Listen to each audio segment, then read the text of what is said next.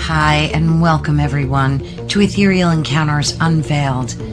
Today we are broadcasting live on the United Public Radio Network and the UFO Paranormal Radio Network, 105.3 on the Gulf Coast and 107.7 FM in beautiful New Orleans. Hello, everyone. It's such a joy to be here again with you. And of course, welcome to Ethereal Encounters Unveiled. And as you heard, we're broadcasting live on the United Public Radio Network and the UFO Paranormal Radio Network. So we thank all of our listeners and, of course, United Public Radio Network and everybody associated with it. So today I'm really excited because we're going to breach a topic that I think all of us are going to be very interested in, if not already are. So let me start by asking you this. Have you ever stood outside and felt a sudden, unmistakable tug at your soul, a sense that the land beneath your feet was alive and trying to tell you something, but you didn't quite have the vocabulary to answer or knew exactly what the message was? Well, today we're joined by someone who is going to help us find these words and understand them. Elyse Welles is an earth priestess, a teacher of the Faery Tradition, which I love that whole genre, and the author of a powerful book, Sacred Wilds, an invitation to connect with the spirits of the land. Isn't that wonderful? So whether you live in a deep forest or a bustling city, it doesn't matter, because Elise's work is it's about the heeding of the call of the sacred wild. That's how I like to put it. Moving past nature as just a backdrop for learning to build real reciprocal relationships with the spirits of the land. So, like sometimes when I'm walking my dog, I'll just touch trees and try to connect with the earth that way. Things like that. So today we're going to take a deep dive into her book to learn how to become earth intuitives and reclaim our place in the natural world. Elyse, it's such an honor to have you here, and welcome. Thank you so much for having me. I'm very excited to be here. Thank you. So from time to time, you'll hear me stop and say hello. We get folks that pop in the chat, and that's a reminder for anyone where we're streaming on all social media platforms.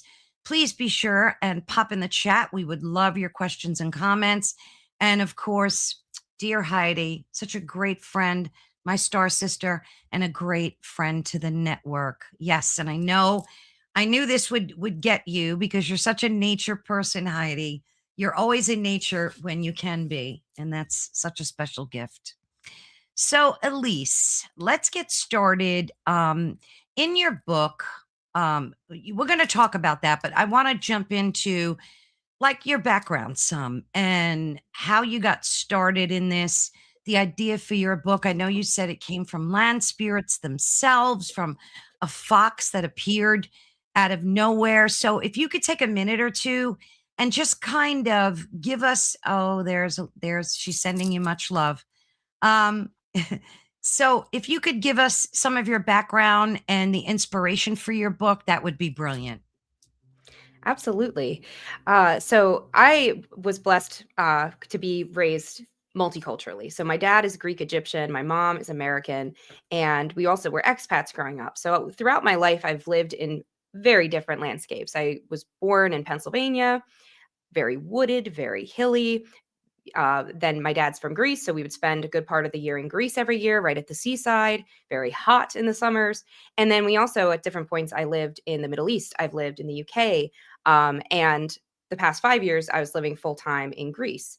So throughout my life, I've had to figure out how to ground myself. I wouldn't have always used that word, but I needed to find a way to center and calm and feel at home where I was. And I began that work with trees and grass and water and thinking of, okay, if I can see the sea in Greece, I know I'm in Greece. And I will go to that sea when I first arrive off the airplane and ground myself there. And these are things I did intuitively as a young child, trying to make sense of living in so many different places and traveling so much.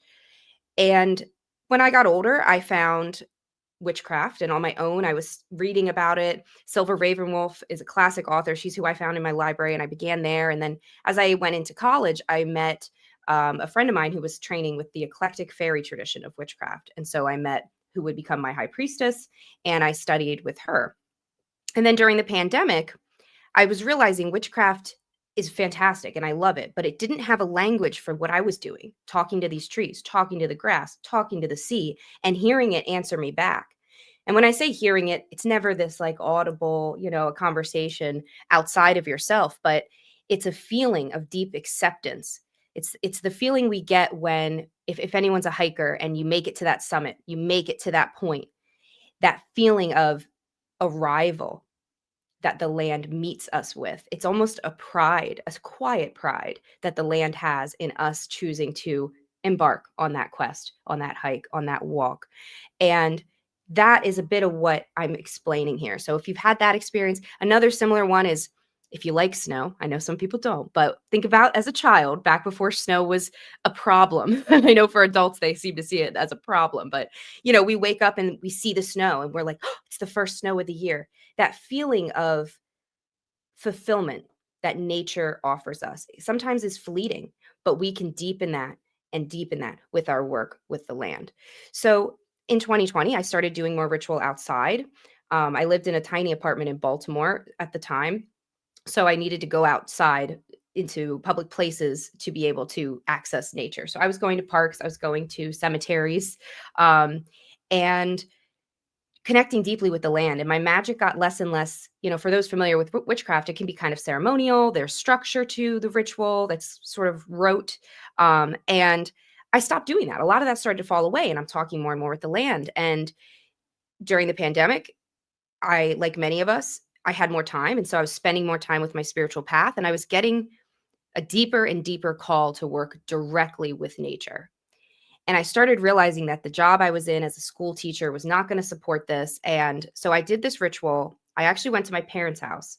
So I went to the trees in Pennsylvania that raised me. And I went to them, put my hands down on the ground, my knees down on the ground, just all fours down to the earth. And I said, what do I do? How do I honor this call to work more deeply with you? And for the first time in my life, it's happened one other time ever, I heard like a whisper. This is the one or two times in my life I've heard this whisper say, move to Greece. And so I took a moment, collected myself, went back inside. And once I spoke to my fiance about it, spoke to my parents, told everybody, I said, I'm moving to Greece after this pandemic. I don't know when it's going to end. I don't know what that's going to mean, but that's what I'm called to do. And so when I arrived in Greece 18 months later, it's hard work moving cross countries officially, and had to figure out my fiance's ability to move to a country he's not a citizen of. And so we did. We figured it all out. We were guided every step of the way by the land, I believe, in making this happen. And once I got there, I started getting more directives to travel to sacred places and understand with the land, go to that oracle site. I work a lot at Delphi. That's the main place I work in now in Greece. What does the land have to say there? What has it had to say? And I realized that I was being called back to essentially the great tradition of the oracles, like the Pythia at Delphi. There were oracles all over, and they spoke to the land. They were the voice of the land to the people. And so, in a nutshell, that is what this work is. And this book, Sacred Wild, is your invitation to begin that work, because it simply does begin with going outside with eyes open and saying, what do you have to say and share with me? Wow, that's a beautiful story. So you're still in Greece, obviously. Well, for the holidays, I'm actually in the US with family. Oh, nice. Yeah. I'm in PA. So, and I appreciate the nature around me and the mountains. It's truly magnificent. And you do get a chance to ground yourself with that, and for folks that live in the cities, like you said before, they have to go to parks and places like that to really appreciate it. So, yeah, I'm grateful every day. Thank you, Heidi. She said, love that. And I really love that you said you returned to the trees that raised you goosebumps. That was beautiful. I agree, Heidi, with you wholeheartedly. So you mentioned a fox that you had an encounter with. What was that like? So about 3 years into my living in Greece, I was up near Delphi actually, at my parents' house, and I got there first. I was with my own car. I got to their house early, and I was with my brother actually, who I'm with right now this weekend. So that's kind of full circle in its own way as well. And we got to the house early. I got out of the car, and I had never before this moment ever seen a fox in Greece. I knew we had them, but I had never seen one. And a fox comes out of the brush. We have these beautiful pine trees. We call them pevka in Greece, and they're a protected species of pine because the Athena owls live in them. Those adorable little owls we picture Athena with. And that's what we're looking at, is this vibrant, similar to a white pine for those who know their pines, tall forest of these. And this fox just comes right out of it and gets about 6 feet away from me and is staring me right in the eyes. And for those who don't know, there is no rabies in Europe, definitely not in Greece. So there was none of that fear in my mind that we might have here in North America. So I knew there was nothing wrong with the fox. It looked perfectly healthy. And I'm staring at it, taking this in, and it's locking eyes with me.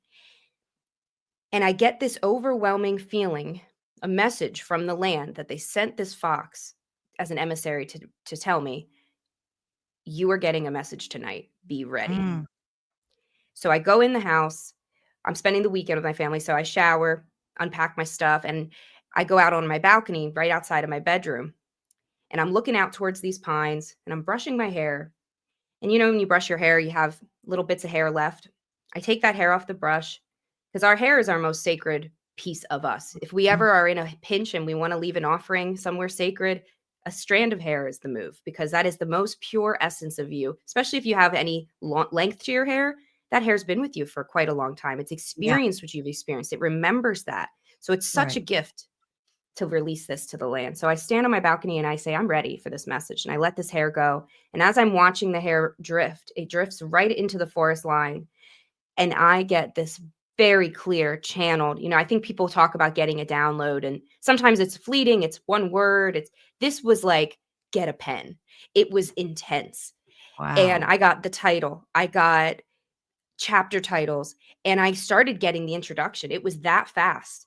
I had to literally go inside. I was thankfully in my bedroom where I had my laptop. I grabbed my laptop and I'm typing this on a balcony. I'm like worried I'm going to drop my laptop over the edge because I'm like teetering it on the edge to get this all down.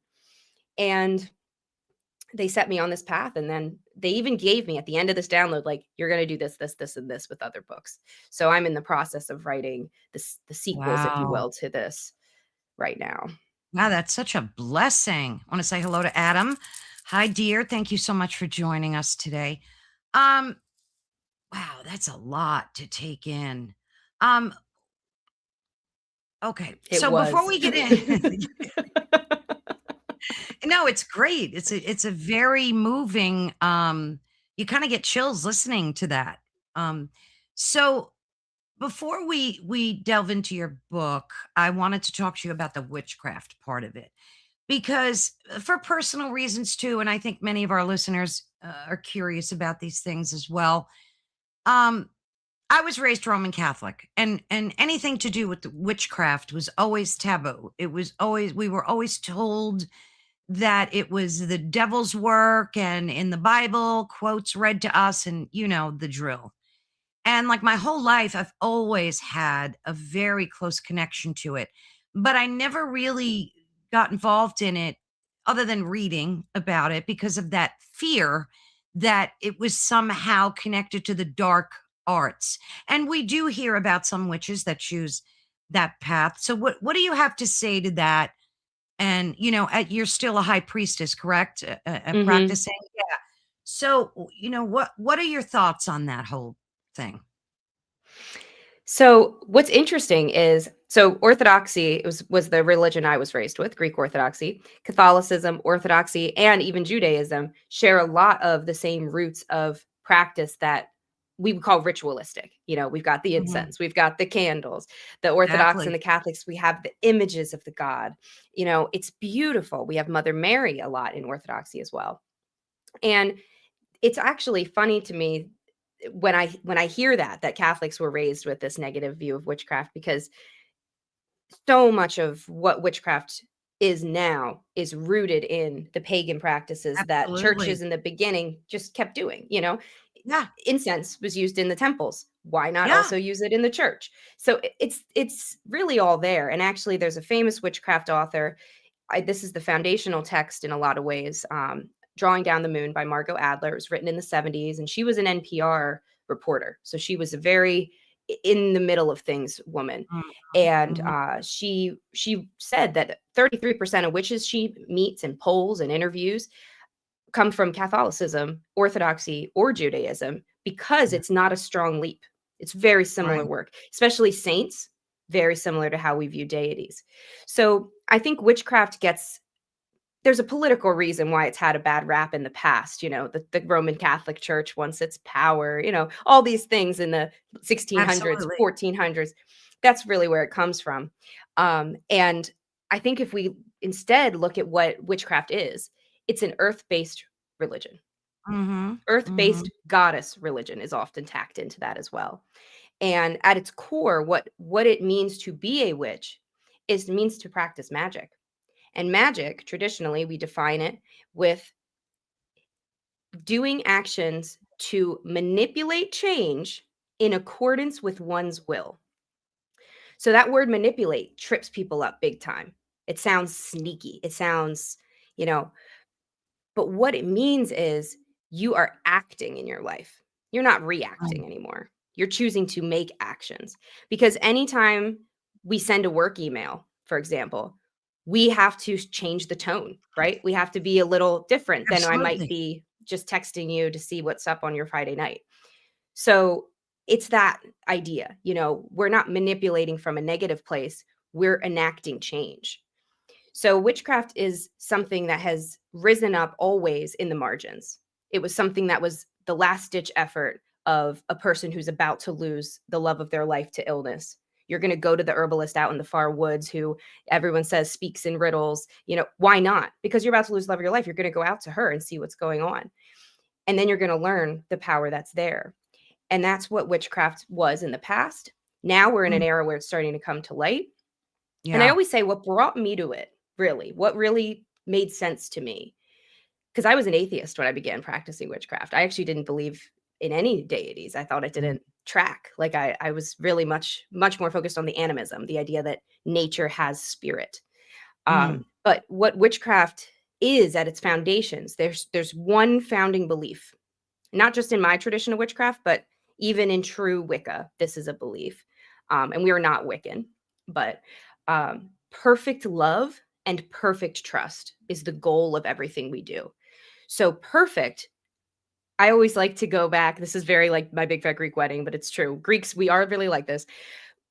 In Greek, the word perfect, what it actually means is telia, which means complete, whole Mm. unto itself.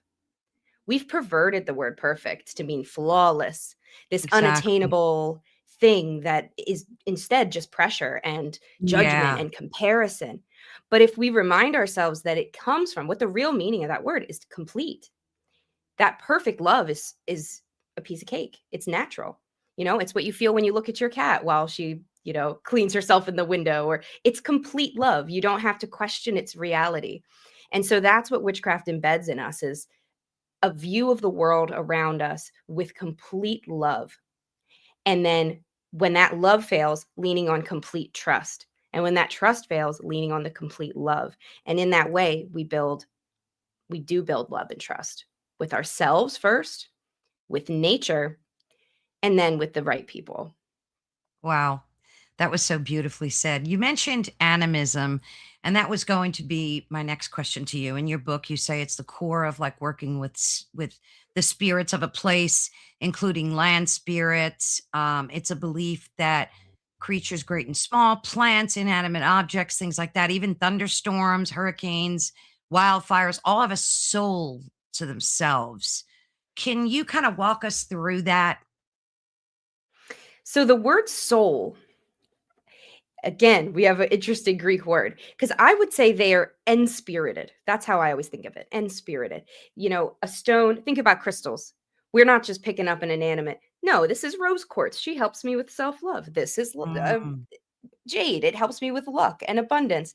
We believe that. We know that jade is different than rose quartz. mm, Um, that extends to basalt, granite. limestone. Where we live, that matters. That stone resonance does affect us. And then I extend that to animals. And again, I think most people do. Like, we all look at our dogs and cats, and we might not. I do, but some people might not look at a reptile or a mouse or a spider that way. But we can extend it to our cats and dogs and family pets. So I think we can imagine how that extrapolates. And then, yeah, I believe weather has its energy that we can connect to. But I don't Mhm. always use the word soul, because a soul it is something. It has a different word, a different connotation to people, I think. It implies reasoning or critical thinking or free Mm, will in a way mm, that I don't think applies to land spirits. But if we look at the real Greek root of soul, psyche, they do have a psyche. They do have what psyche meant in Greek, which was spirit.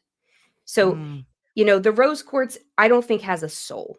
I'm looking at my rose quartz tower over there. I don't think she has a soul in the sense that if something happens to this rose quartz, she might go to a heaven or a hell or a reincarnation, but it has a spirit. And that spirit is connected to the spirit of all rose quartz. And we mm. can say the same for our rivers. I live right, when I'm in the US, I stay right near the Susquehanna River. The Susquehanna River travels all the way up into New York, and she has a strong resonance. I write about her a lot in the book. She has such a strong resonance that it affects her whole watershed. But she's also Yeah. connected to all water. The rain that Mhm. falls into her is connected to all water. As she flows into the Chesapeake and out into the Atlantic, she is all water. So we can always recognize these layers of spirit that complicate it if we see it as a soul. So Mm. I see humans have souls. Maybe some animals have souls in the same way humans do. But trees and stones and water, I think, are a little bit different than us in that way. Yeah, I agree. I think animals for sure. Like, I have a dog, and I've had dogs my whole life, and I fully believe that they're engaged with souls. And yeah, things like trees and crystals could have this life force, tornadoes that, you know, it's all about energy, right? And the life force. How do you deal with the challenge of, because like for me, I struggle with eating meat. And because I respect all living things. So throughout my life, I've tried becoming a vegetarian, never able to do it right, made myself sick by not getting enough protein and stuff.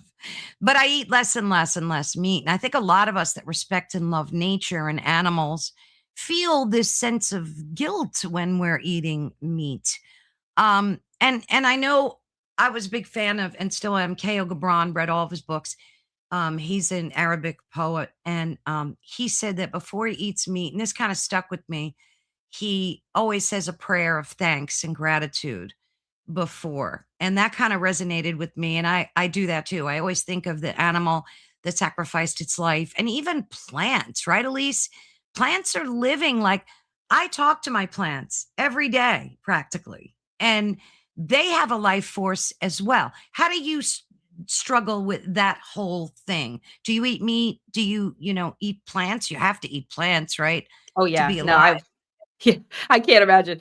Yeah, no, and that's exactly it. And I think that's, again, maybe where the soul word can help people here, because I believe that plants have these spirits, but I don't think it's the same thing to take a life of a plant as it is to take the life of a person, and as it is Mhm. to take the life of an animal.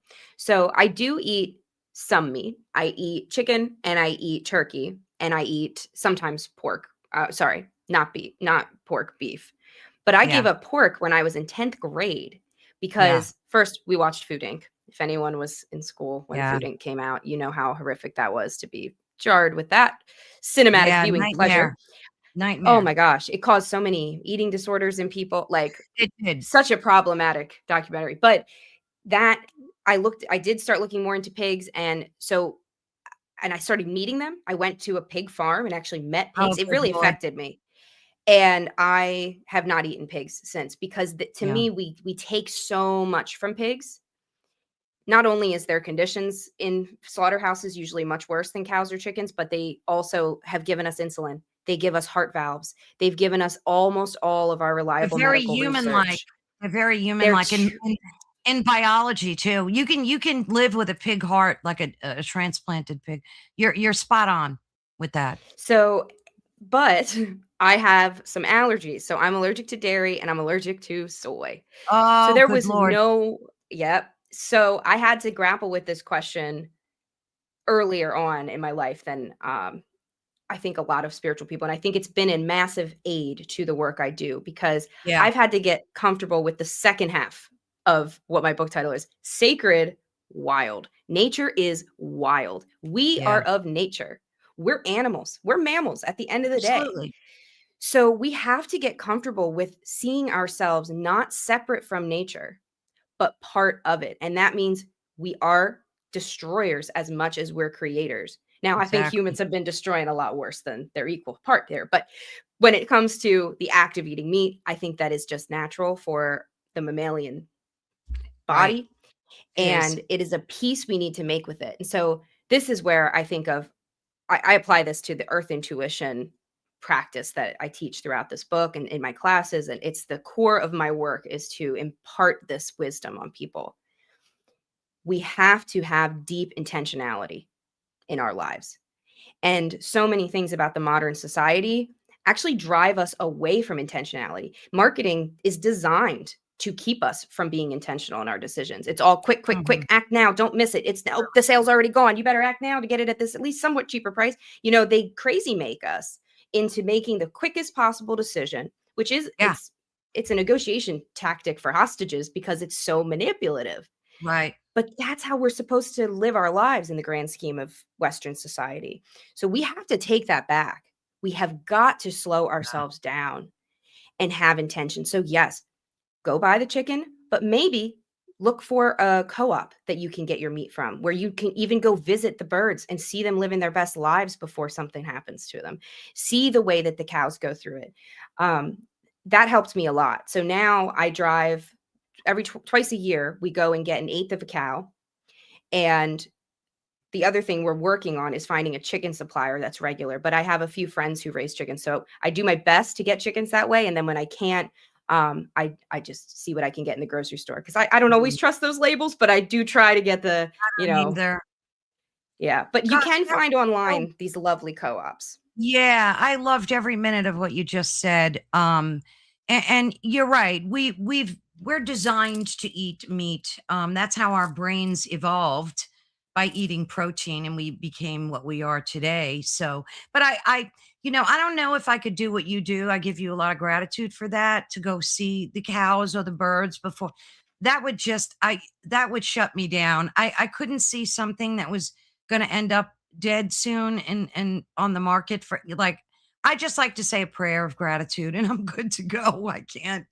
Yeah, but it's a struggle because for those of us that appreciate nature and connect with nature in that way, like every time I eat meat, I like always think of that. I always think of the animal that sacrificed its life so that we may live. Like, and I think if you meet it with gratitude, that's good. Now I want to get to Heidi's comment. I love the way she phrased this.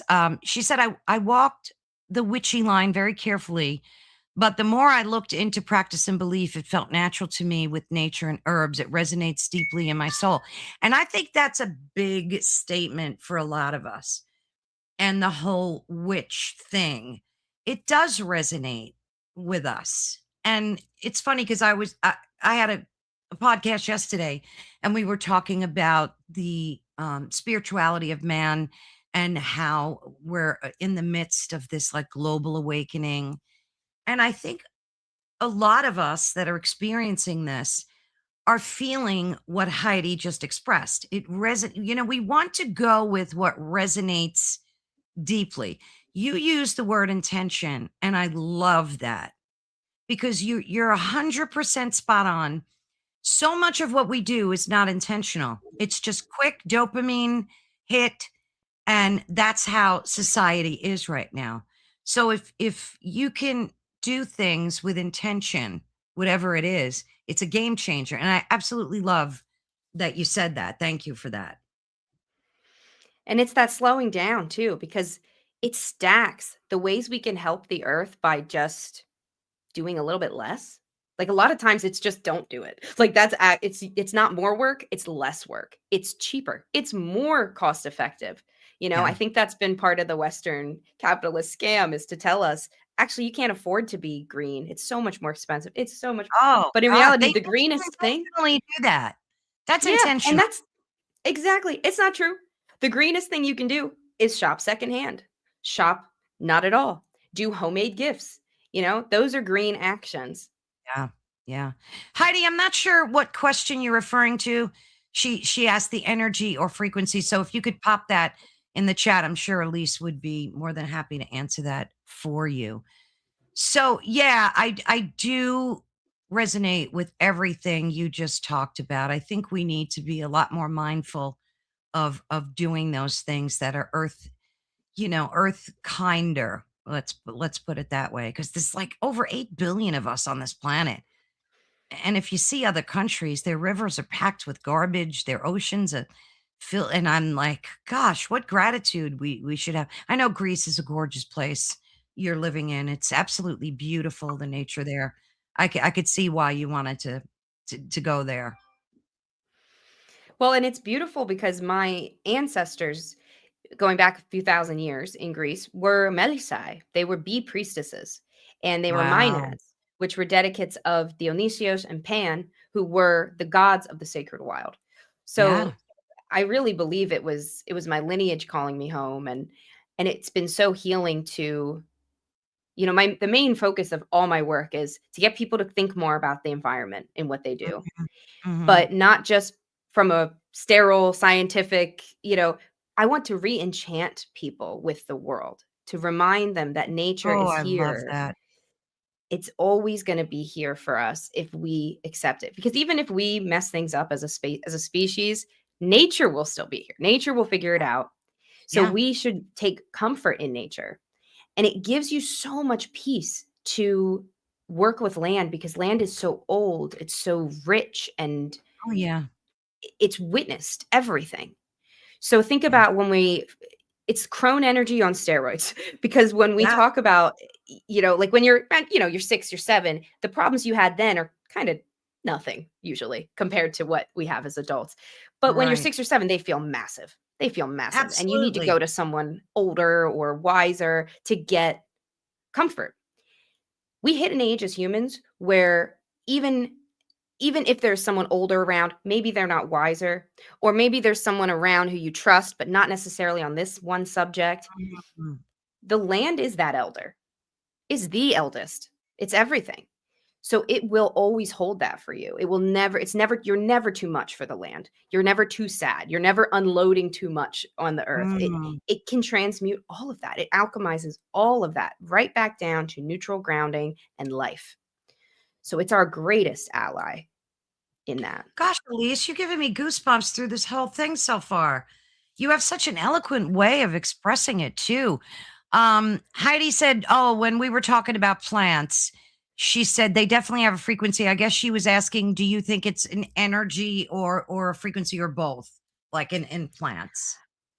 Good question. So frequency is often used this is a semantics for depending which academic person you're talking to. So energy versus frequency. Frequency is used by new age communities more than witchy communities. We tend to talk about energy. Mm. But the way I see frequency or vibration is it's a resonance at which a certain spirit exists.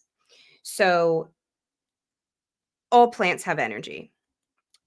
The resonance or frequency or vibration of mugwort is going to be the same with every mugwort you meet. They all are on the same resonance. They all have the Mhm. same shared energy. But the mugwort plant in your yard that you sit with and you've harvested from for this or that knows you as well. So that mugwort knows you in a way that all mugwort doesn't. But that mugwort is still mugwort. You couldn't train it to be mint, you know. So that's how I see energies and frequencies. And Yeah, then that makes a people lot of exist sense. differently on frequency. Absolutely. And I see that crossing over to crystals too. You own a crystal, it kind of takes on your energy and but like you said before with rose quartz, it connects to like the goddess of rose quartz, like globally, I guess, right? Yeah, Yeah, she yeah, said or the she said, "Thank you." archetype or Right, right, right, right, right. Gosh, love that. She said, and "Thank you." That actually, does make sense. you are so welcome, Heidi. And I'm sure other people had that question. So that's I love questions because it always helps everybody listening and Oh, watching. good, good, good. Um, that makes me think too about another way I speak about land spirit Mhm. connection is about frequency. You know, if we're you and I talking, we're on the same frequency. It's easy. I Absolutely. don't have to meditate and connect to you. You're right here. We're talking. We're on the same physical plane. Mhm. It's easy.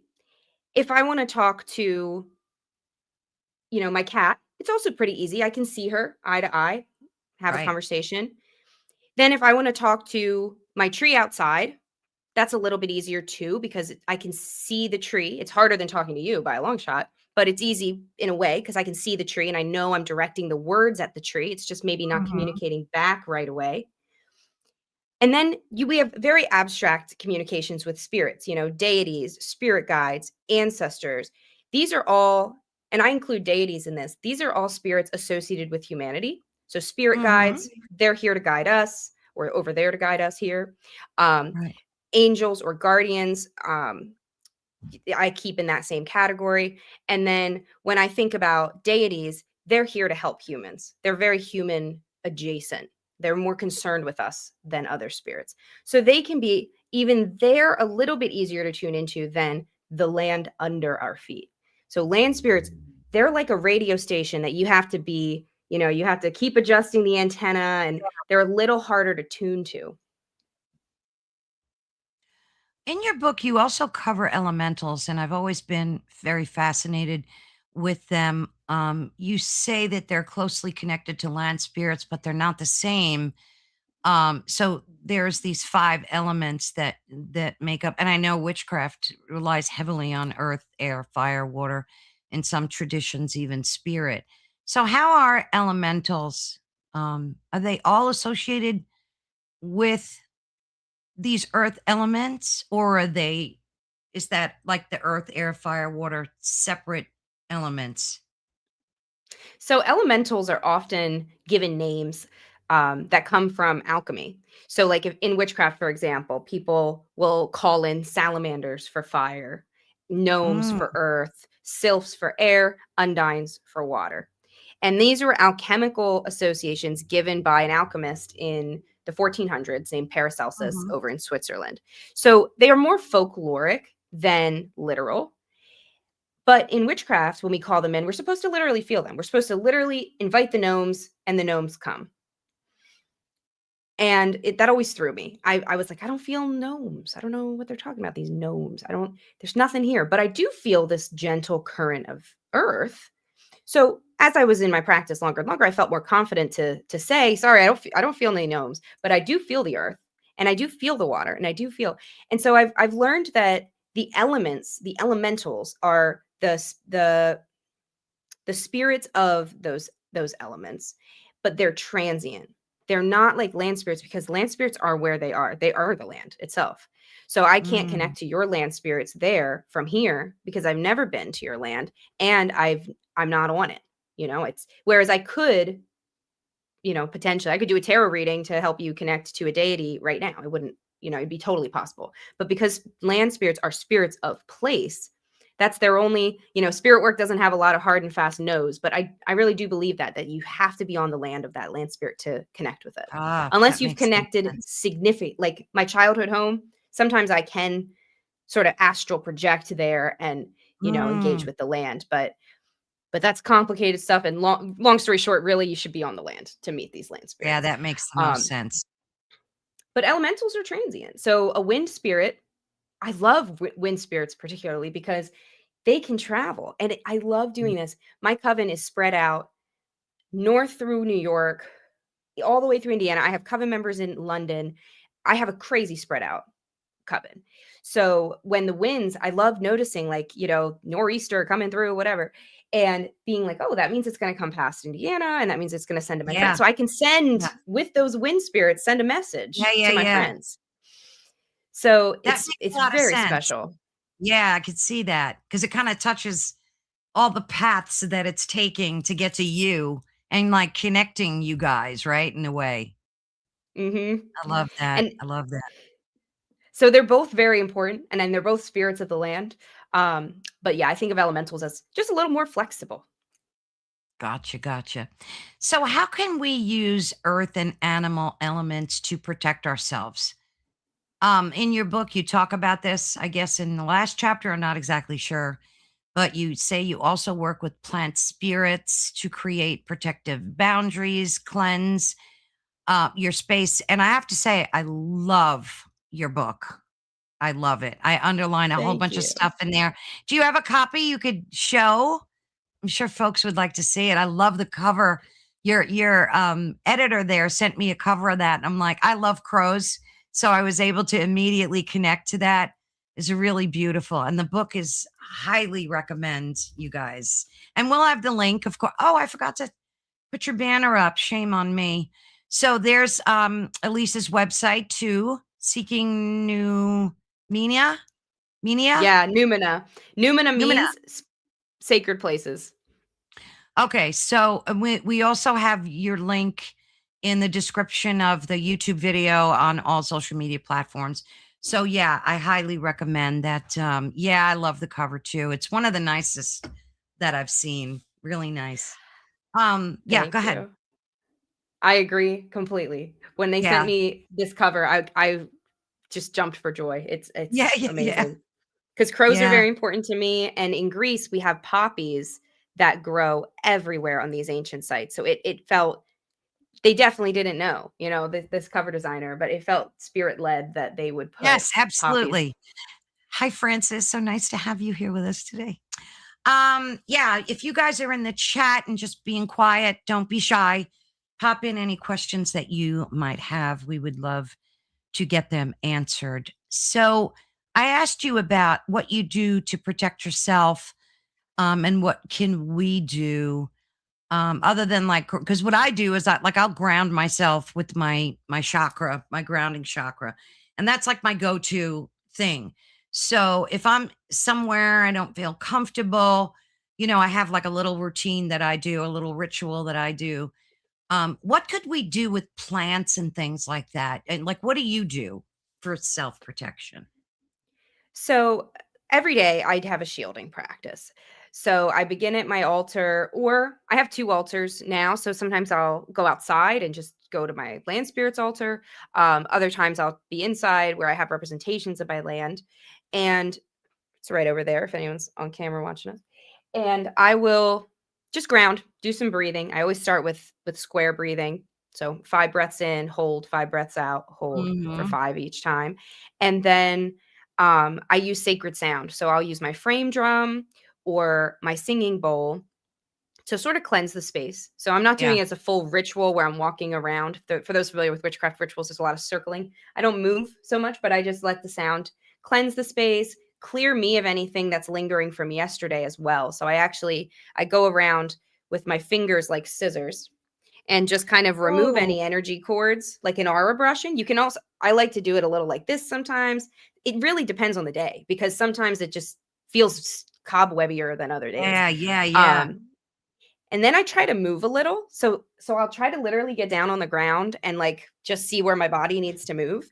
They're doing more and Mhm. more studies that a lot of the dysregulation human adults have is because we don't lay down enough. We don't stretch enough. And not Yeah. just in the rigid way of stretching, but think about a little kid when they're overwhelmed. What do? They flop. They just let Oh, yeah. themselves flop. So that sort of thing. I try to give myself time to be a silly goose on the ground. And then some days I'm really tight, so I'll put on music and move. And then that clears the energy. All this is just to clear what's old and bring a clean slate. Then I raise protection. So you mentioned your grounding chakra. Mm. Work with the Kundalini as well in this quite often because for those unfamiliar, we have 7 chakras. They start at our root chakra, which is our grounding chakra, and it's located at the base of our spine. And then we have our sacral, which is in our pelvic region, our solar plexus, right about the belly button, our heart, throat, third eye on the forehead, and then on the very top is our crown. And so this comes from Vedic beliefs, from Hindu beliefs, But it's also something that we see in ancient Greece, something that we see in Celtic cultures. There's this understanding that energy needs to be aligned. We talk about it all the time. I need to feel aligned. I don't feel in Yes. alignment. What Yes. does that mean? It means your chakras are going like this. You want them to go Mm. like this. Ah, So yes. I stand. So keep in mind, this is after I've loosed it all up and I'm totally clear. The space is clean. I also often light incense. Depends if my cat's with me because I don't want to make him too smoky in the room, but I will like to light incense when I can, a candle, and just bring in all the elements that way because incense is fire, earth, and air. I always Yes. have a little vial of water on my altar, so water is represented. And the motion is also, sometimes people talk about motion as air or water. So you're invoking the elements throughout this whole thing, even though, the purpose, it doesn't feel that hard to invoke the elements, it's just there. And then I raise the energy up. So I focus first that grounding chakra, thinking of the root. Root chakra is our foundation. So it's also where, Mhm. shadow work sometimes needs to happen from Yes. ancestors and the generational cycles that we might be a big part of breaking. I feel like Mhm. anyone listening to this podcast is probably a cycle breaker like myself. Yep. so so you start there and you kind of move it up through that, and once you feel yourself really grounded, I start to imagine a light coming up from the earth. And Mhm. I think I forgot to mention this part too. The first thing I do is I plant my feet on the ground and I imagine them rooted. And I actually send roots down to the earth through my feet. And I'll feel it working. This is a visualization exercise, but I'll feel it working because the bottom, if this was my foot, right in the ball of it in the middle, I think that's what it's called, it's starts to feel warm and tingly. Mm. So I'll feel that, and then I'll start moving up the chakras, and I imagine the roots connecting me, sending light up from the earth into those roots through my feet. And then that comes out as a shield, slowly rising up around my body Yeah. while my chakras are healing. So it's a Yeah. bubble, it's an egg that forms over me. And then I think about that light cleansing me, clearing anything negative that's still left behind, but also enveloping me. So think of it almost like a UV ray where it's going to keep you clean all day and charge you up. It keeps your energy insulated. But then I think about my intention. Once this light is around me as an egg, it's this glowing visualization of the egg glowing with light from the earth. For me, it's often like a greenish translucence.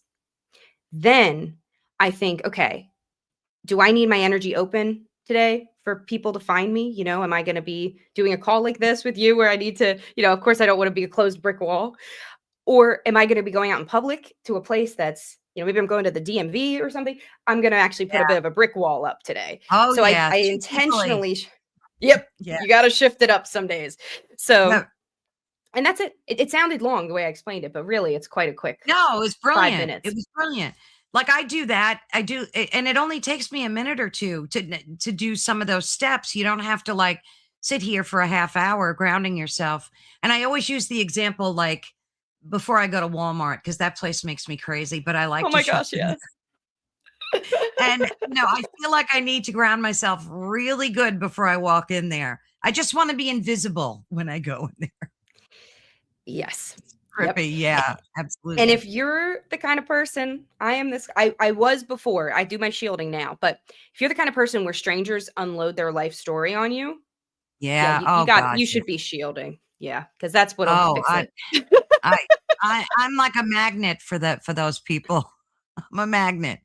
And you know what gets me to like I run into so many people that like want to purge, because I'm an empath and people just automatically want to purge, which is fine most of the time, but they never stop to ask you how you are. Do you ever notice that?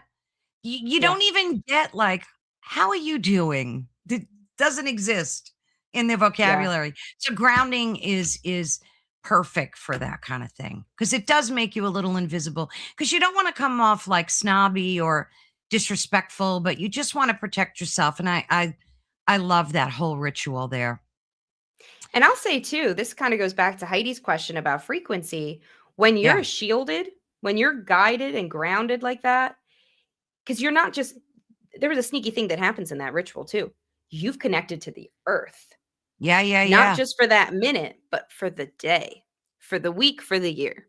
The more you do this, the more it lasts as well. It's just the connection's there when you reach for it. So the power of that is that you're bringing your allies with you on your journey. The land is going to be with you.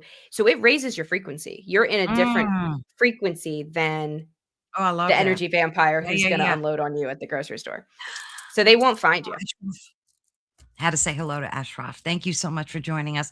Yeah, Heidi mentioned too that she forgot to ground herself when she woke up and she felt she did what you walk through, and then she said she had never felt her feet warm before. And I guess she did that, right, Heidi? Felt the bottoms of your feet warm and cozy. I'm gonna add that to my grounding routine for sure. I love that. I love that.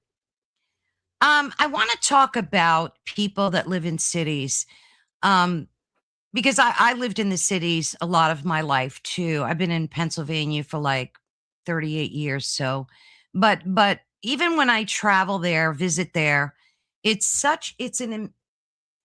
very hard feeling to describe.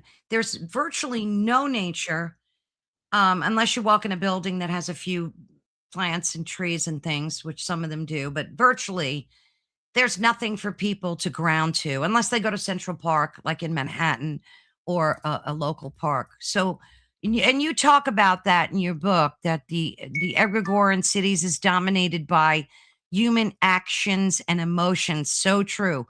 All the good and the bad things we go through as a collective are exacerbated by cities. Lots of people living in close proximity lead to heightened, more perceptible collective change. So, what advice do you have for folks that want to connect to nature and want to connect to doing more grounding but can't because they just feel so trapped by their environment? Like, what do you do, Elyse? What do you have for them? Well, I have something. I don't know if you can send links to people or put them in show notes but Yeah, you I will could put this. put it right in the chat. Yep. Oh yeah, check it out. I'll do Yeah, this you could. now.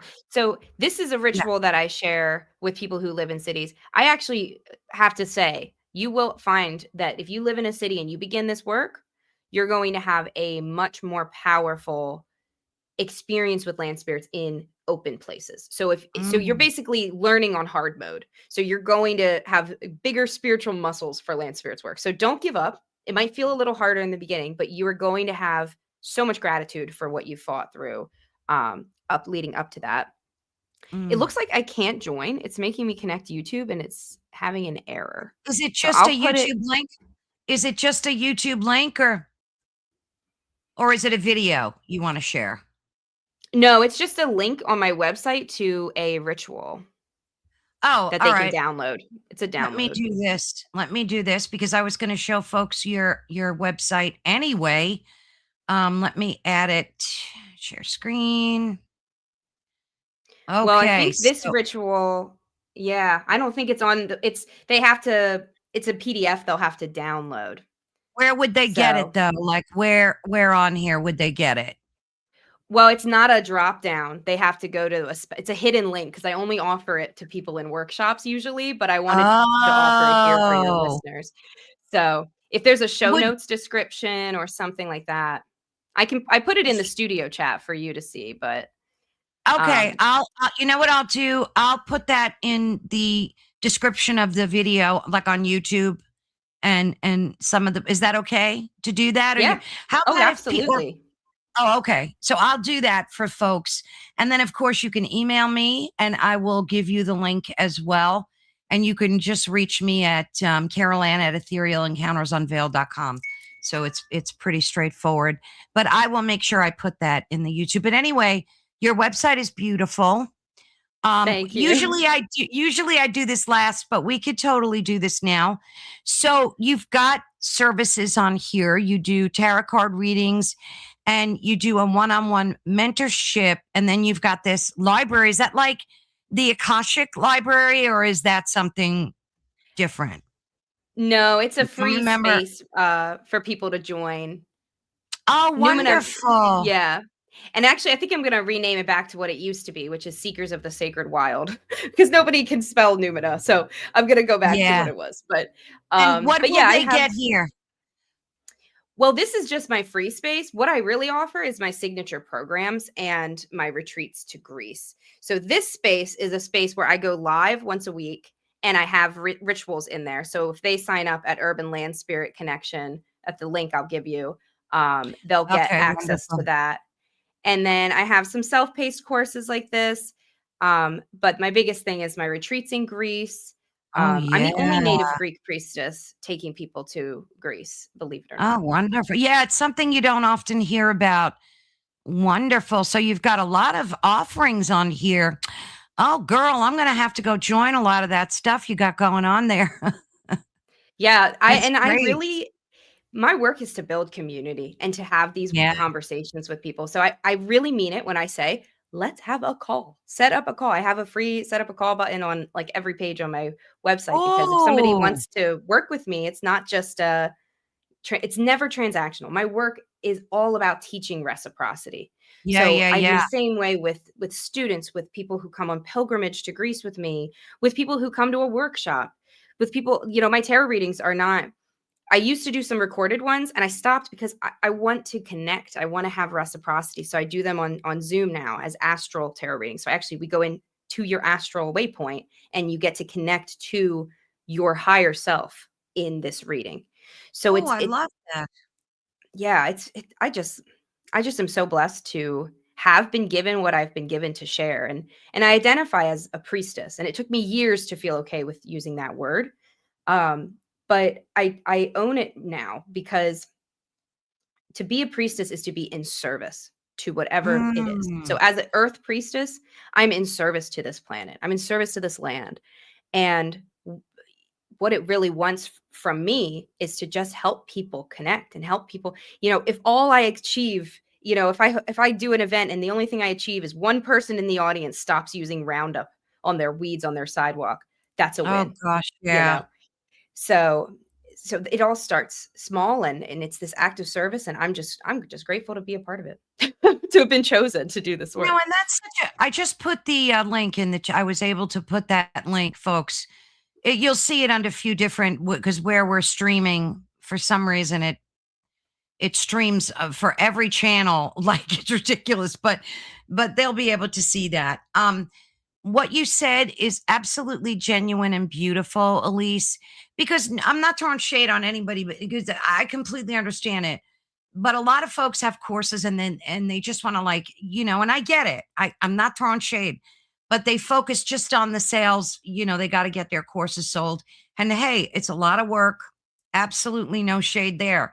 But when you're the first person that said you're of service to people, that is so beautifully genuine, and you can tell it's just such a God-given attribute, Elise.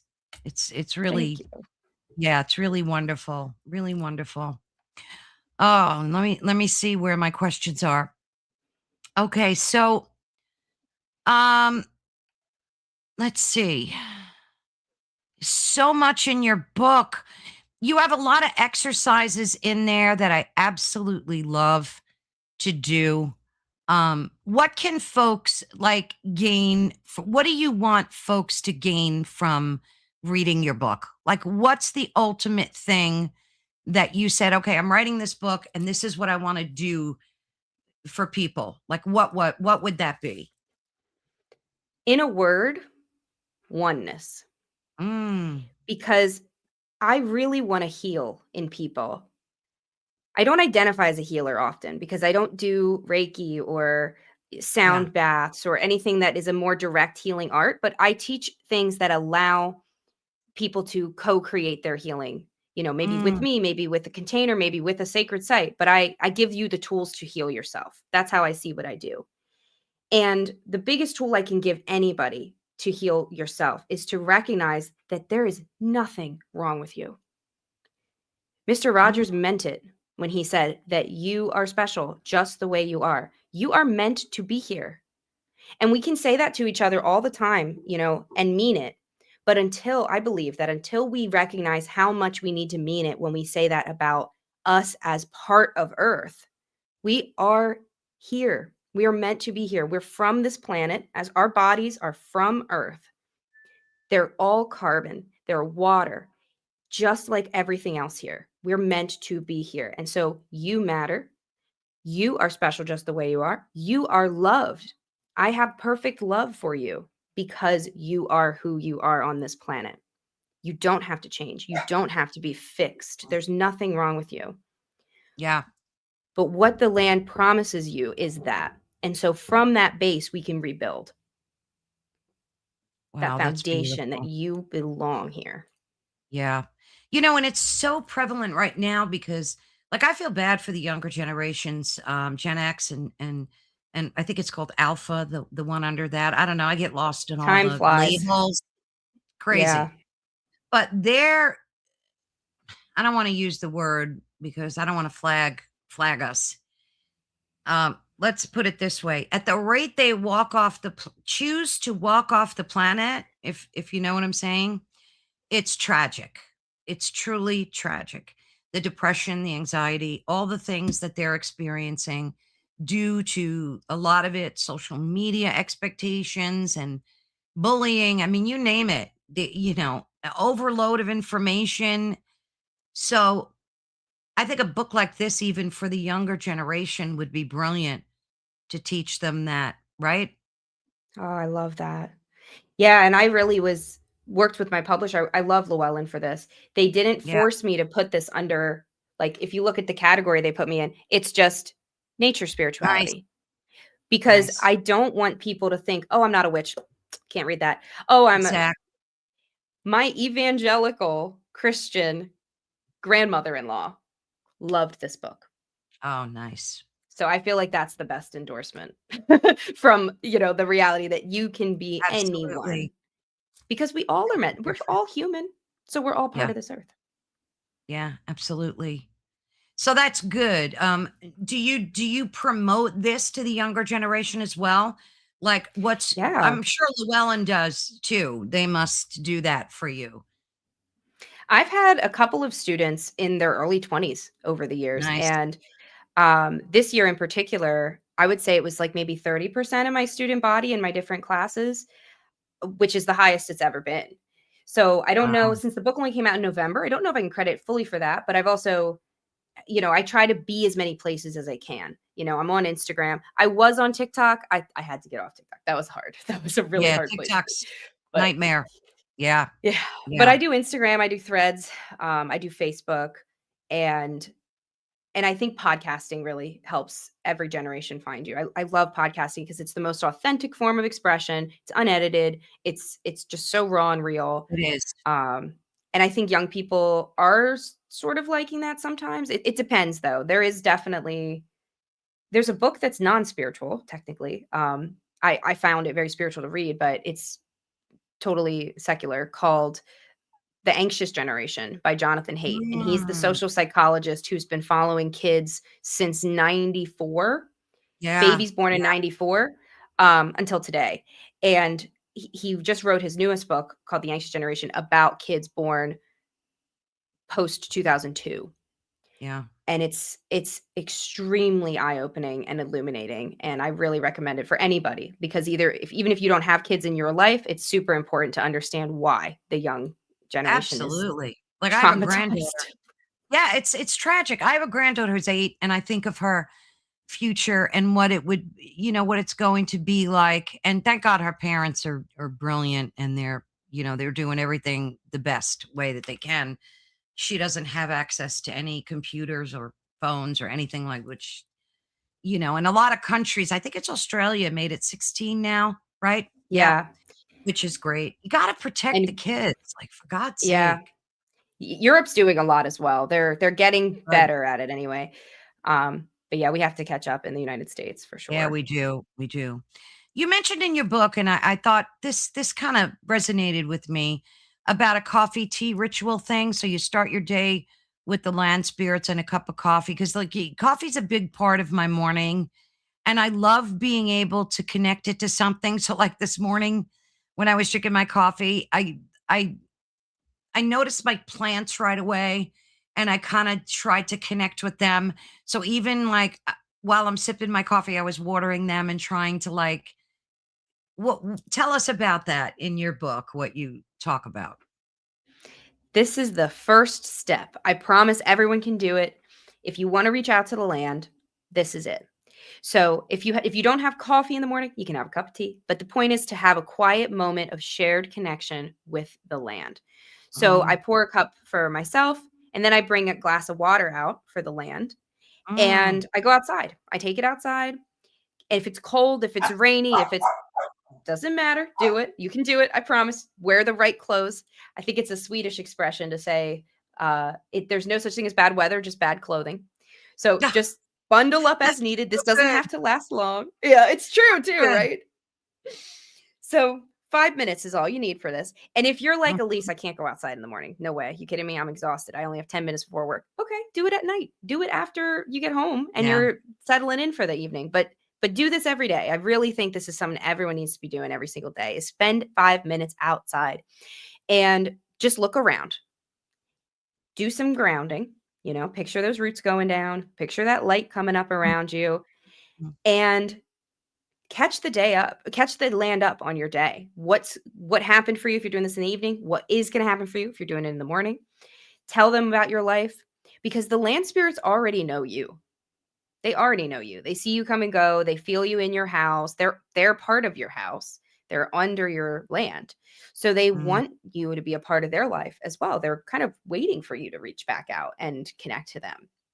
So when mm. you simply begin with that, like, good morning, land. Oh, I did not sleep well last night, and you just enjoy your coffee.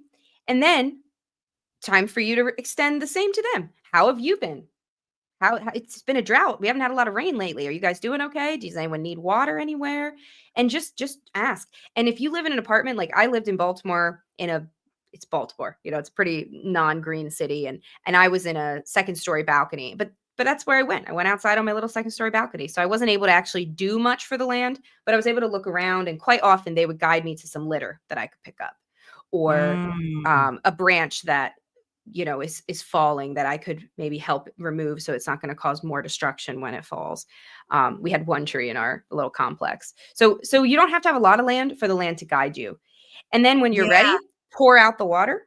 That's your offering to the land saying, "Hey, good morning. I brought you a glass as well." Oh, And then nice. that's it. So easy. You know, it is, and it's funny because, like, I walk my dog several times a day, and I always try to touch trees. It does that help even if you do it for a few seconds? Is that, like, a Oh, good way so to much. ground? It's such a good way to ground. That is such a good way to ground. There's a pose I like to do where I'll sit against a tree and I'll put my palms back, not like as creepy looking as I do here, but comfortably back against the trunk, and I'll put my feet flat. So you don't really look that weird. You're just sitting with your palms Like down, leaning, yeah. but your whole body, your kundalini is against the tree.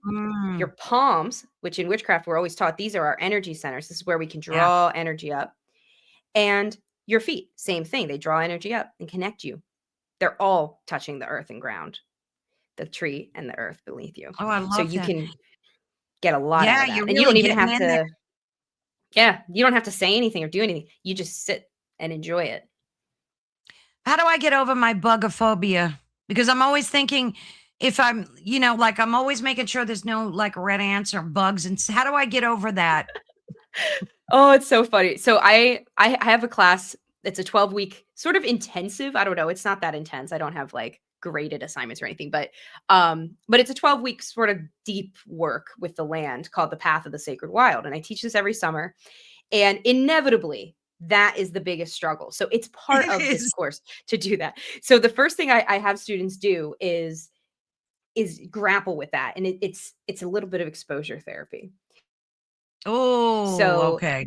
I recommend going outside and put dirt on your face. Literally go to the dirt and just That's anoint okay. yourself with dirt and Yep, that's good. take a minute and hold that, really think about what that dirt is. Where's it come from? You know, and start to find I don't know, I kind of romanticize worms because they can take rubbish and Yeah, just by passing through it, just by yeah, being themselves, they alchemize it into yeah, life. yeah, they do. So it starts with the little question of How did dirt get here? Well, those bugs enabled that. What does dirt do? It feeds us, you know? So we start to think of it differently. We kind of reprogram our brain. So it starts with the soil. And then the bugs start to be messengers. Like we had some ladybugs hatch. Now I know most people like ladybugs, but I think most people would have also been like, that's too many ladybugs. There were like 600 in our porch. Oh, wow. And my husband was like, I'm going inside. And I was like, they all hatched literally like within a half hour. We were sitting outside over the summer. And No, I I heard sat they're there. very good. They're good for crops too because they eat like the other critters that are bad. So ladybugs are great. Yeah. They're a winner.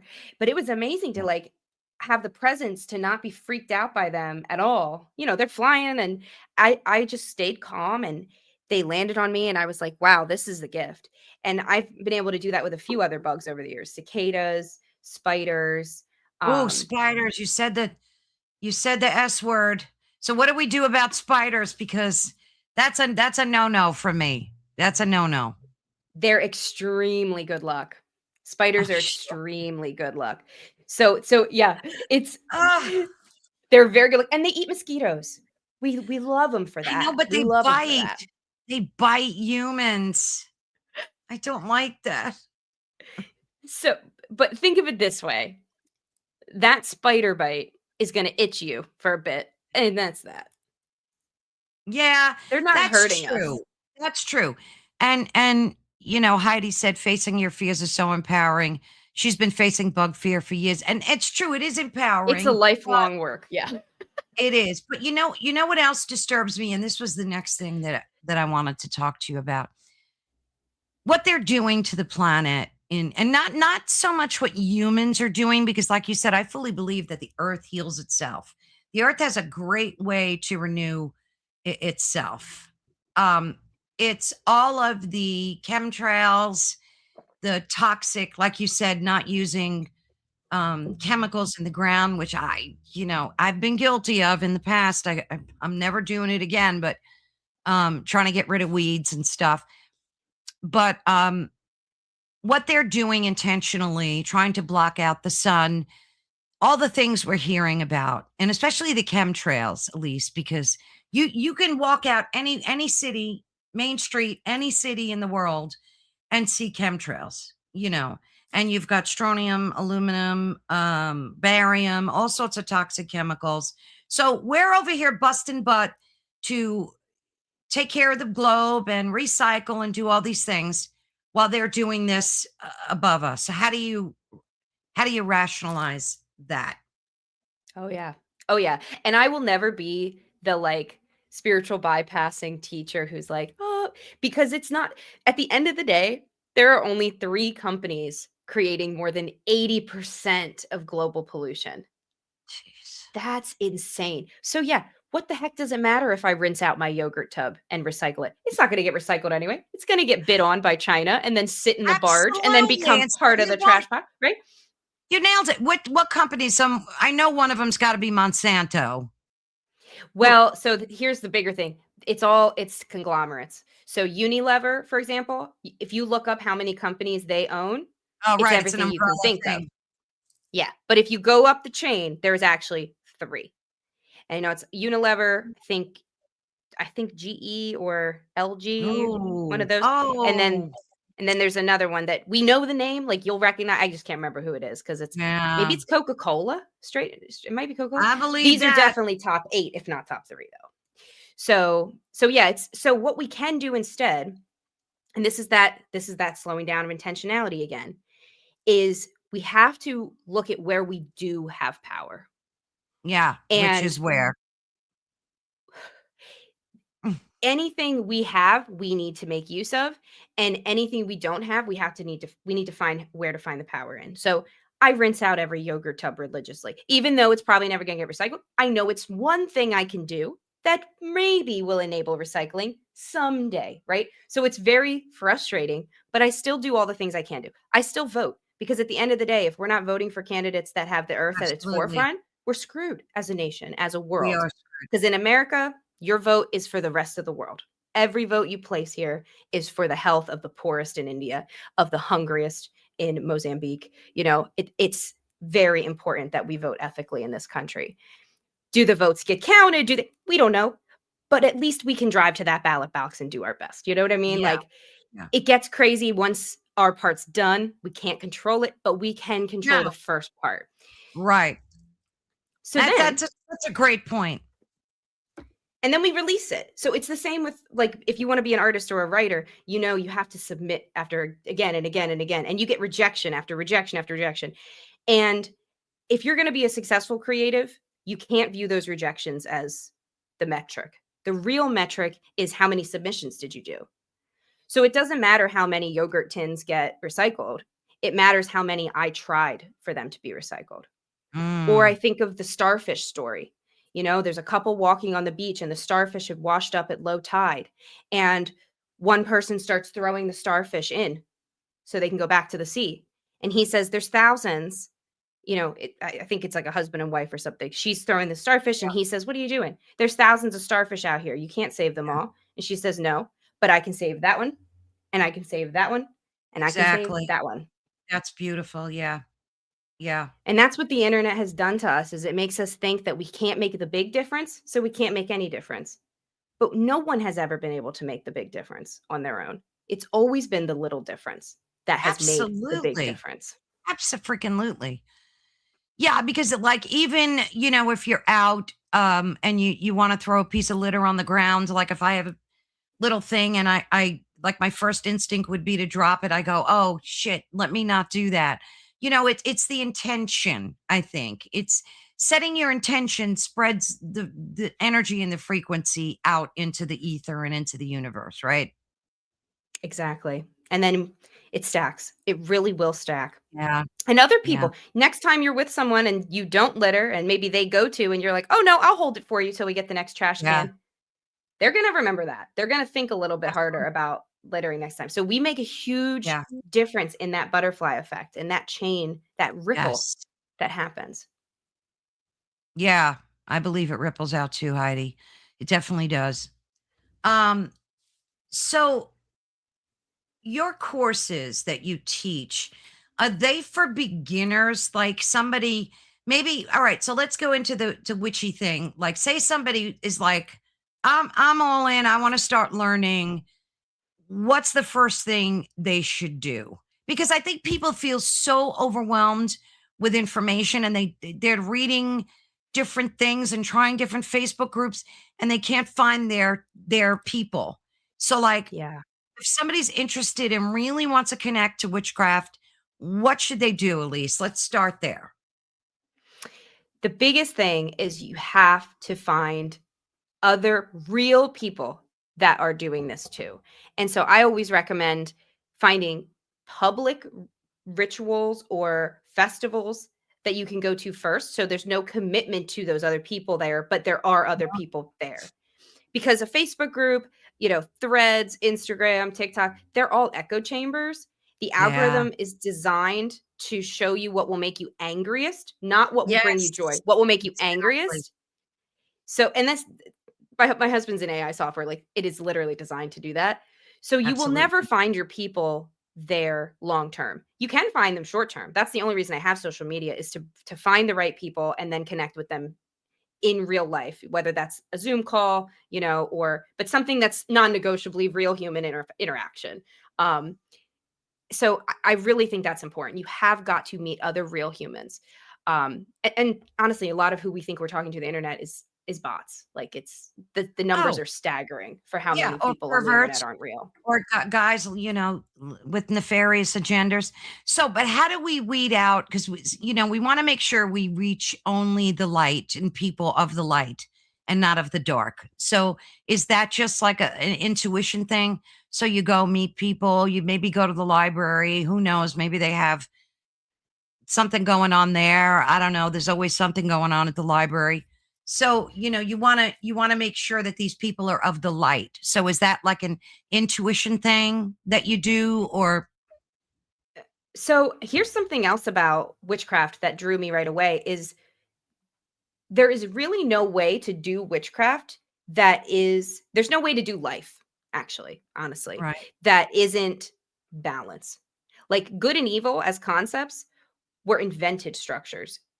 What they really represent are extreme ends. And the better way to think of them are, if you call it good and evil, black and white, yes and no, those extremes are not where we want to exist. Think about our planet. We don't want to live at the North Pole or the South Pole. We want to Exactly. live God, so well temperately. said. You want to be like right in the middle there, right? So a good teacher is going to acknowledge that life is filled with light and dark. It's filled with both. We can't reject the dark and focus only on the light, and we can't reject the light and focus only on the dark. What we have is the power to know the difference and to learn where we stand as practitioners. So I'm always striving for balance. I Yeah. think even the evilest of persons has a little good somewhere, some way they chose Mhm, not mhm. to hurt an animal or something. Like they're not fully evil. And it's the same for the goodest person. I'm sure they didn't tip a waiter correctly at one point in their lives. Like there must be something. Like there's never anyone who's at those extremes. So neither are we. And so that's a big forgiveness on ourselves. It allows us to just accept reality, that balance is reality. But it also reminds us that balance is the goal. Nature has lots of death. Every nature documentary promises you death, but it also promises you life. And so the goddesses that witchcraft works with are goddesses of creation and destruction. They Exactly. teach they teach both. So in my work, I have two container courses that I run. I run the Red Thread in January through March, and then I run so that starts in January, and Early Bird is still up right now. And then I run the Path of the Sacred Wild, which starts in June and runs for 12 weeks Okay. till the spring or the autumn equinox. And both of these courses are beginner friendly. Anyone who's new but knows, not like they just woke out of the womb, but like they've read some stuff and they're ready to do it now. Jump in. They know they Yeah. need guidance. Yeah. Yeah. So beginner in that sense always is welcome. But I also have a lot of people who come to me who are more advanced because my approach is so different. So you can be advanced in one thing. Like I recently had a student who runs a crystal store, and she's run a crystal store for 23 years, and she knows crystals. But she's never thought of connecting to land in that. So Yes. she's working with me to up her game in, Oh, in another wonderful. area. And, So and it's those courses will help people do that, connect with the land. yes. So they can either be a novice or advanced in a particular area. Yeah. And I find a lot of Yeah. people I even have a friend who she identifies as a water priestess. Mm, But in our conversations, we've gotten to know each other the past few years. And in our conversations, we've realized we're really doing the same thing, because I can't talk about land without talking about water. Rivers and oceans form our land, not the other way around. So it's all one. So she studied with me last year because she wanted to understand my side. And I studied with her the year before to understand her side. So there's a lot of this. And what I call my courses are containers, because they're not just the length of you join for class, you log off, see you next week. There mm. is so much community support. I have a student facilitator who runs an integration call each week outside of class, kind of like study hall, but it's also an emotional space to debrief and ground and connect, because in the classes we do a lot of deep work. We do meditations, and in the Red Thread I actually guide people into the astral plane every week to meet different Oh, goddesses. what's that called? The The Red course? Thread. Oh my God, Red that's Thread. so intriguing. And I'm it's a going to have to go. powerful course. And I think what I love about the container element is you're held it between the integration calls, between the classes. You have lifelong access to your recordings as well. So you can always go back and do meditations again. And then you have our chat. So I have a community space I set up for us in WhatsApp where we're connecting. And it's a group chat basically where we can connect all day, every Oh, day. goodness. I want to So do it's that course so powerful. bad. That sounds fabulous. Oh And my it's gosh. Elise. please come. Please come. Oh, You would love I it. am. We already have eight. I had two more signed up yesterday. We have 8 people signed up right now. Can I get off this call with you? Do I just go to your website and sign up there? Okay. Yep, ElyseWelles.com/red thread. And it's in signature programs there at All the right. top. Brilliant. So what do you said before that we have a few minutes left. You said before that you got a download as well of other books and projects that you're working on. Could you give us a little overview of that? Yes. Okay. I can't give you any titles or anything because I don't think I don't know what's illegal. I don't know, but they'll be with Llewellyn No, and never give a title away because you don't want yeah. somebody stealing it. Oh, that's true too. I never even think of that. But so I'm working on the next one, which is magic focused. So again, Mm, not from a witch only perspective, but how do you use? I use that word hesitantly because it's relational. It's not right. utilizing in a transactional way, but how can you work with land as a tool Mhm. in Yeah. magic? And then what types of magic can be done with the land. So in Sacred Wild, I have spells in there. These deepen that a little bit more, and they show you. Really, I'm excited about this next book because it just deepens what you can do. Because there's something I didn't get to tap into in Sacred Wild just because of space and focus. Yeah, But yeah. I really want this next one to talk more about the healing in the deeper Oh, way that it does. So a lot of spells for healing, physical healing, emotional healing, and also spiritual healing. And then I also have some work I'm doing in there on like long-term trauma, like how to work with the land for that. So I'm sort of teasing it in that book. And then if people like it, um, I might do more with it because that's what comes into my classes a lot is people are very scared of shadow work. Like shadow work sounds really yes, scary because it's asking you to look at the parts of yourself you're afraid absolutely. to look at. It's The scary. trauma. Yeah. But the reason I think it's so hard for people is because they're trying to do it alone. And if you do this with other sisters, it's actually so joyful. Like, have you ever had a thing that you're like, oh man, if anyone knew that about me, and then you find someone and they confess the exact same thing and they're joyful about it, and everyone's cool with them doing it, and then you're like, oh, that's a relief. I bet I. And then you Oh, could, yeah. that's what happens in these things. So Brilliant. I always call it joyful shadow work because you're like, and the land imparts joyful shadow work on us a lot. It's always like amazing to me how you can find grief or a sob begin to swell up when you're in a natural place. Like if I go on a hike Yeah. alone and I'm in a anxious mood, or Yeah. I'll feel it start to dissipate, but then it'll start to center and then it'll actually feel like I need to sob. And once I let that Yeah. out, Yeah. it's like a neutral grounding. So this Yes, next book dives a absolutely. little more into that and Oh, why I I think can't that wait for happens. that. And That's gonna be brilliant. Do you think that your spirit guides connect with you through nature as well? Like, I have a thing with birds, and I'm always looking at birds for signs and symbols, and, we all know the red cardinal means someone who's deceased is visiting you or sending you a message. But do you think your spirit guides are working through nature as well to, like, give you the messages? I do. And I think sometimes it's the land giving me the message, other times it's my guide. And I have the very lucky experience where my spirit guide has been with me since I was three and a half years old. I Mm, remember her in preschool.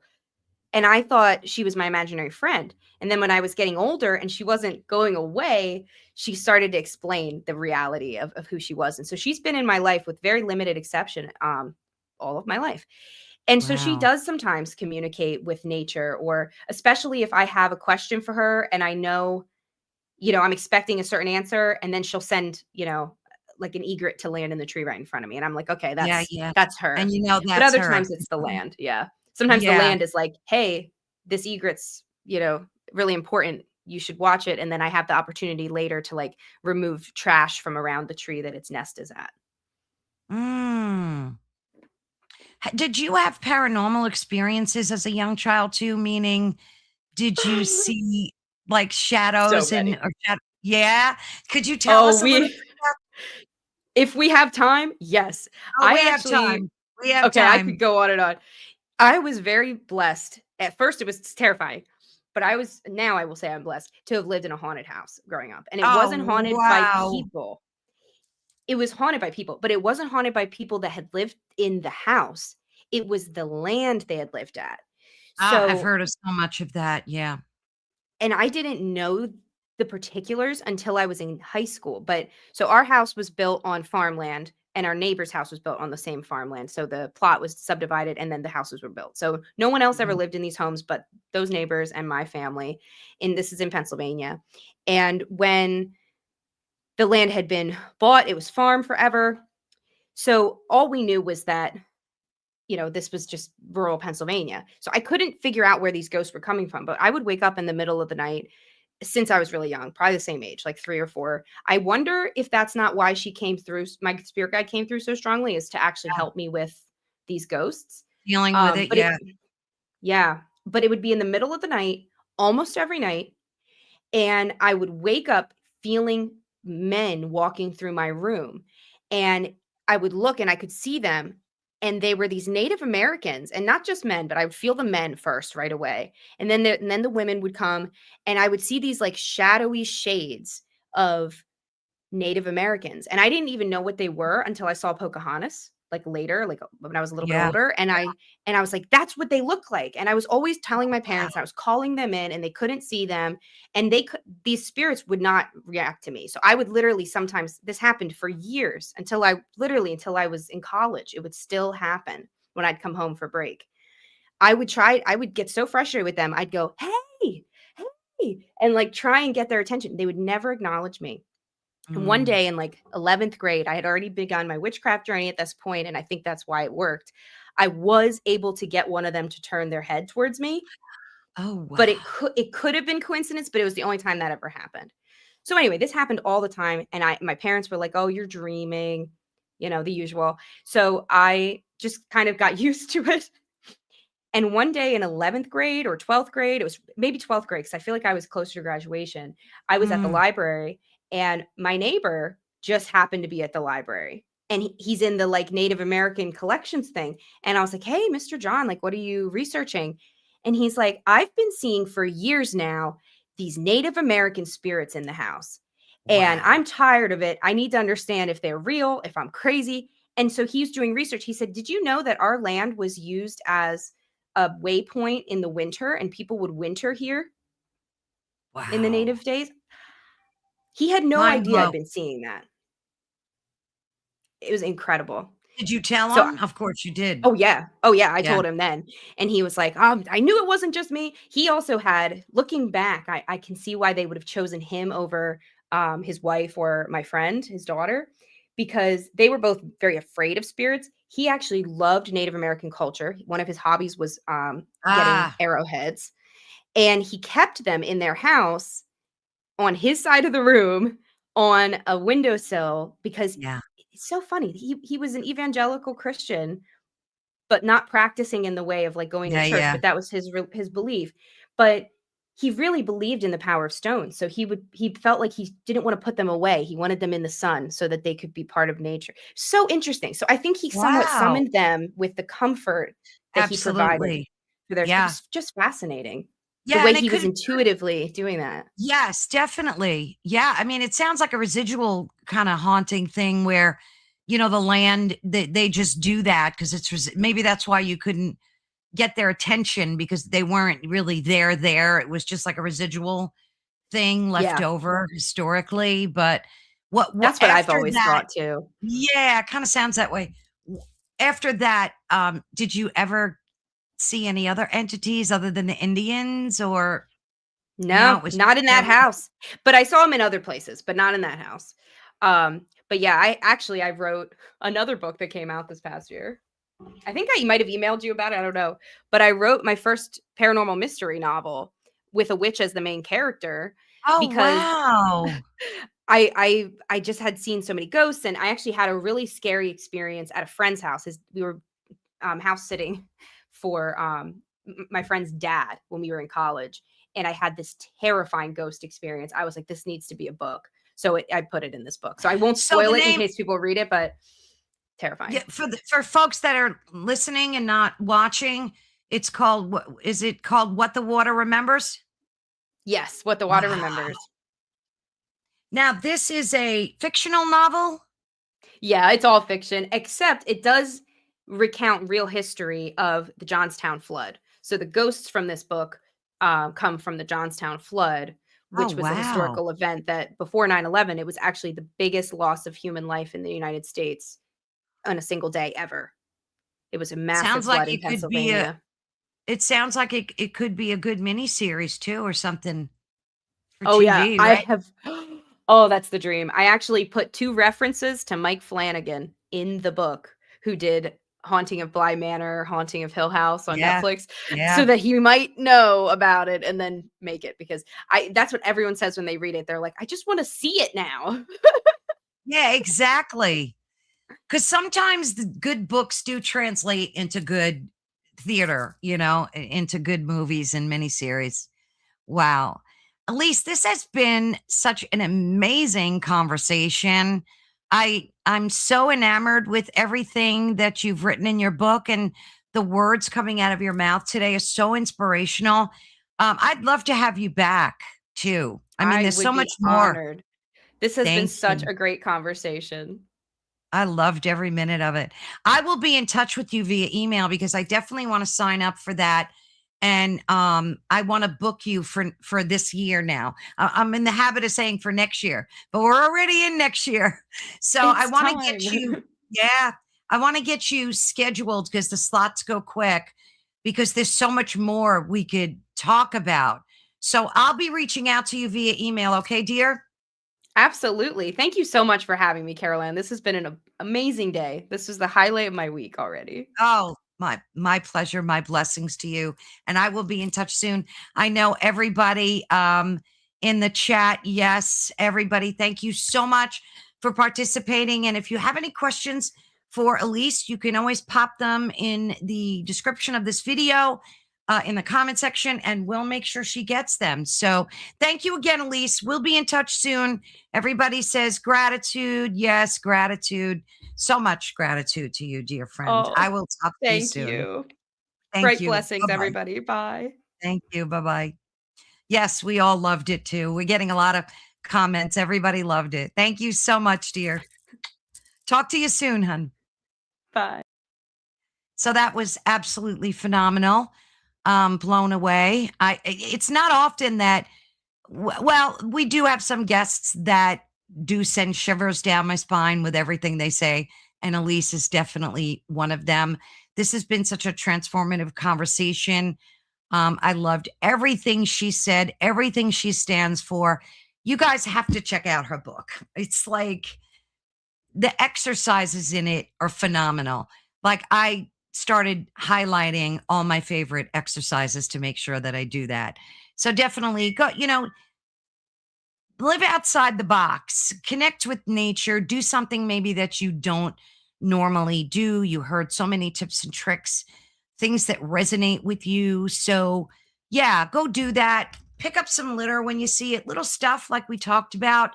Um, it's all gratitude and love and light.